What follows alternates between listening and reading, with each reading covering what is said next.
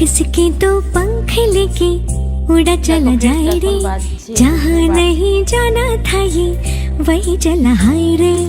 उम्र का ये ताना बाना समझ न पाए रे, जुबां पे जो मोह। নমস্কার সকলকে শুভ সকাল। সকলে কেমন আছো? আশা করি ভালো আছো, আর আমিও আছি মোটামুটি ভালো। তো মোটামুটি ভালো, একটুখানি আগের দিনের থেকে তুলনায় আর কি 2-3 দিনের তুলনায় একটুখানি ভালো আছি। তার জন্য ঘরের কাজগুলোও একটু সারতে তাড়াতাড়ি করে শুরু করে দিলাম, কারণ শরীর একদম ভালো ছিল না। তার জন্য একদমই কোনো কিছু কাজই করতে পারছিলাম না, আর একটা দুটো কাজ করছিলাম আর শুয়ে পড়ছিলাম। তো আজকে একটুখানি ভালো আছি, তো খুব একটা ভালো নেই, কারণ একটুখানি ঝাড় দিতে দিতেই বা একটু কোনো কিছু কাজ করতে করতেই শুধু হাঁপিয়ে উঠছি বা গা হাত পায়ের যন্ত্রণা করছে, এরকম অবস্থা হচ্ছে। তবুও তো কাজ তো করতেই হবে, হাউস ওয়াইফ বলে কথা। আর বাড়ির একমাত্র ছেলের বউ, সেই জায়গা থেকে আর সংসার জীবনটাও বেশ অনেক দিনেরই হলো, সেই জায়গা থেকে অনেক কিছুই কাজ বা অনেক কিছু দায়িত্ব থাকে, প্রচুর সেগুলো সব একা হাতেই পালন করতে হয়। সেরকম সকালবেলা ঘুম থেকে উঠে ছেলেকে টিউশনে পাঠিয়ে দিয়ে কাজগুলো শুরু করেছি, আর সকালবেলা ছেলেকে একটু বকাও দিয়েছি। তো মনটাও একটুখানি খারাপও ছিল। সেই সকল করে ঝাঁটটার দিয়ে সোজা চলে গিয়েছিলাম নিজে এর যা টুকিটাকি আরও কাজ ছিল সেগুলো করতে। তোমাদের সাথে আর ভিডিও শেয়ার করা হয়নি।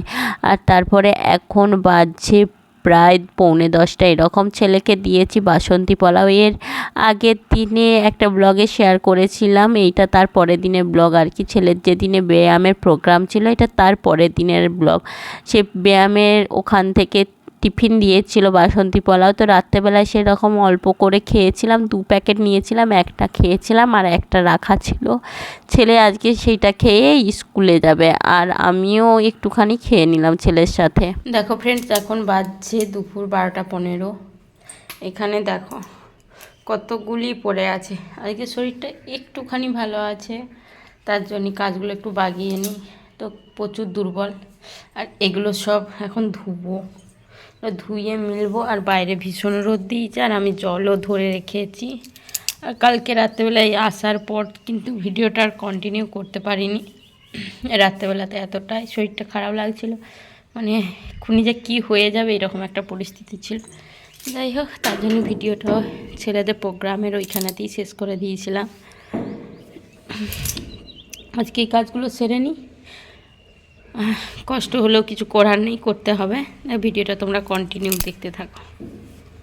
প্রথমেই বললাম তো আজকে শরীরটা একটুখানি ভালো আছে। এর আগের দিনে রাত্রেবেলায় এসে প্যারাসিটামল প্লাস ঠান্ডার ওষুধ প্লাস অ্যান্টিবায়োটিক খেয়ে শুয়েছিলাম। তাই সকালবেলায় কিন্তু একটুখানি শরীরটা ভালো ছিল, কিন্তু কাজ করতে করতেই শরীরটা শুধুই দুর্বল বলেই শুধু আলা হয়ে যাচ্ছিলাম, শুয়ে পড়ছিলাম, বসে পড়ছিলাম। আর তোমাদের সাথে সেইভাবে কোনো কিছু শেয়ার করতেও ভালো লাগছিল না। তবু মনে হচ্ছিল কিছু ভিডিও বানায়, না হলে হয়তো আবার বানাতে ইচ্ছা করবে না, এইরকম একটা মনে হয়। কারণ 2 দিন 1 দিন ভিডিও যদি মনে হয় যে বানাবো না, তখনই তারপরে আর একদম এনার্জি থাকে না। ভিডিওটা এরকমই একটা জিনিস, কিন্তু কাজটা যেহেতু ভালোবেসেই করি সেহেতু করছিলাম। আর তারপরে জামা কাপড়গুলো ছিল সেগুলো ধুয়ে নিয়ে সোজা স্নান টান সেরে চলে এসেছিলাম একটু গায়ে হাতে পায়ে তেল বোলাতে। কারণ এখন শীতের সিজনটা পেরিয়েছে ঠিকই, কিন্তু হাত পা যেন শীতের কালের থেকেও এই সময়টা প্রচুর চড়চড় করে। তার জন্যই একটু তেল লাগাচ্ছিলাম, আর তার সাথে লাগাচ্ছিলাম একটু সানস্ক্রিন। কারণ সানস্ক্রিন লাগাচ্ছিলাম বলতে ছেলেকে এরপরে স্কুল থেকে আনতে যাব, স্কুলে দিয়ে এসেছিলাম, তারপর আবার ছেলেকে স্কুল থেকে আনতে যাব, তার জন্যই রেডি হচ্ছিলাম। তারপর খাওয়া দাওয়া করে রেডি হয়ে চলে গিয়েছিলাম ছেলেকে স্কুল থেকে আনতে। আর স্কুল থেকে এসে বসে পড়েছি অনেক কিছু কাজ বাগাতে।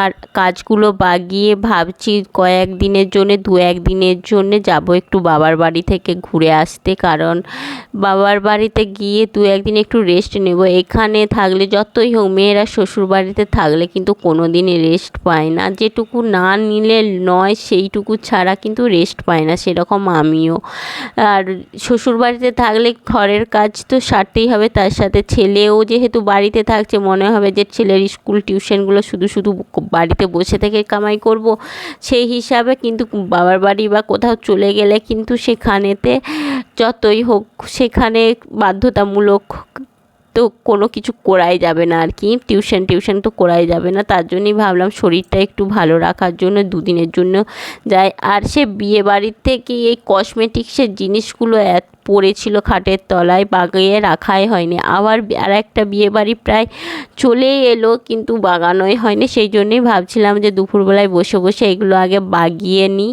আর যাব, ছেলের টিউশন আছে, ছেলের টিউশন সেরে তারপরে যাব। আর এগুলো সব মেকআপের জিনিসগুলোই সব একটু বাগিয়ে রাখছিলাম।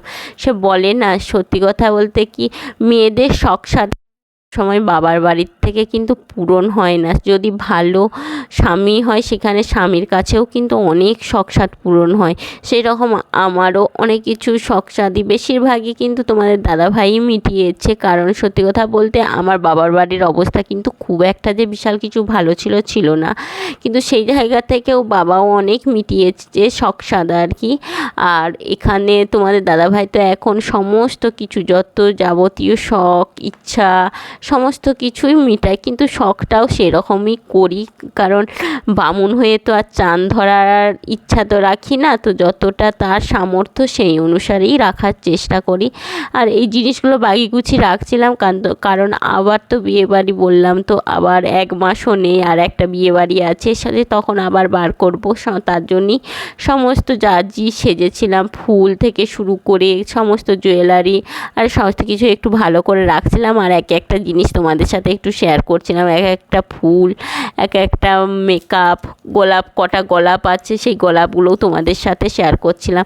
এরপর রেডি হয়ে দেখো সন্ধ্যাবেলায় একদম, এখন বাজছে প্রায় সন্ধ্যা 7টা, আর আমরা এই মাত্র বাবার বাড়ি এসে পৌঁছালাম। সন্ধ্যা 7টার সময় বাবার বাড়ি এলাম একা স্কুটি চালিয়ে। রাত্রেবেলায় কেন বাবার বাড়ি চলে এলাম, সত্যি কথা বলতে কি ব্লগটার আগেতেই বললাম শরীরটা একটু রেস্ট নেবার জন্যই বাবার বাড়ি এলাম। আর ছেলের টিউশন ছিল, আসতে করতে প্রায় সন্ধ্যায় হয়ে গিয়েছিল, সমস্ত কিছু কাজ সেরে করে আসতে। তার জন্য আমি বললাম সন্ধ্যা হোক যাই হোক, মেয়েদের বাবার বাড়ি যেতে কি কোনো সন্ধ্যা বা বিকালের কোনো কিছু প্রয়োজন আছে নাকি? আমি 6-7 কিলোমিটার রাস্তায় একা স্কুটি চালিয়ে সন্ধ্যাবেলাতেই গেলাম। বাড়ি থেকে বারণ করছিল, বাড়ি থেকে বলতে শ্বশুরমশাই শাশুড়ি মা সবাই বারণ করছিল যে না সন্ধ্যাবেলায় যেতে হবে না, কালকে সকালে যাবে। আমি বলছিলাম না আমার কোনো সমস্যা নেই, আমি চলে যাব। যাই হোক বাবার বাড়ি পৌঁছে গেছি। আর বাবা দেখো মিষ্টি, ভেজিটেবিল চপ, মুড়ি সমস্ত কিছু খেতে দিয়েছে, মানে বাবা নিয়ে এসেছে, মা খেতে দিয়েছে। যাই হোক আজকের ভিডিওটা এই পর্যন্তই। সকলে ভালো থেকো, সুস্থ থেকো, লাইক কমেন্ট শেয়ার, ইউটিউব থেকে দেখে থাকলে সাবস্ক্রাইব করে দিও, আর ফেসবুক থেকে দেখে থাকলে ফলো করে